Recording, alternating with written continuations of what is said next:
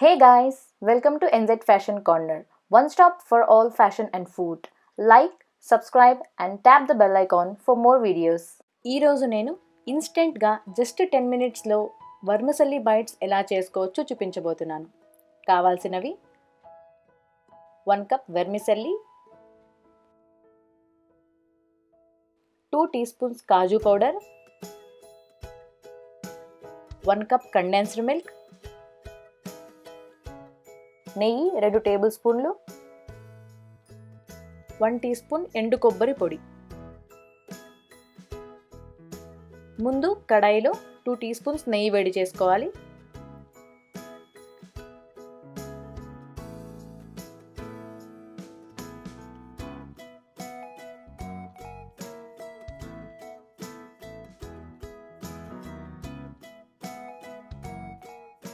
అందులో 1 కప్పు సేమియా వేసుకొని లో ఫ్లేమ్లో సేమియా లోపల నుంచి వేగేంత వరకు ఫ్రై చేసుకోవాలి.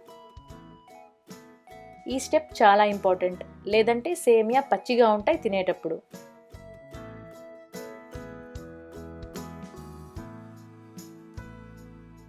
ఇందులో 2 టీ స్పూన్స్ జీడిపప్పు పౌడర్ వేసుకొని లో ఫ్లేమ్లోనే ఫ్రై చేసుకోవాలి.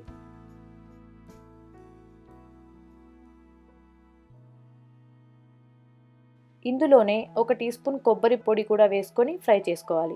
ఇది ఆప్షనల్, వద్దనుకునే వాళ్ళు స్కిప్ చేసుకోవచ్చు.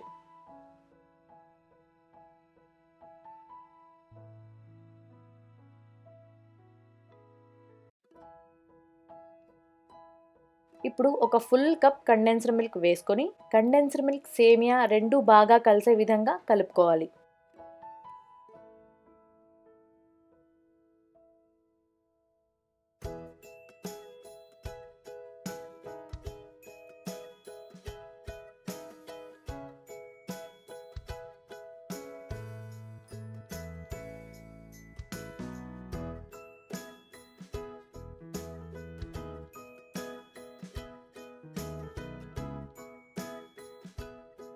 ఇలా డ్రై అయిన వెంటనే స్టవ్ ఆఫ్ చేసి ప్లేట్లో తీసుకొని చల్లార్చుకోవాలి.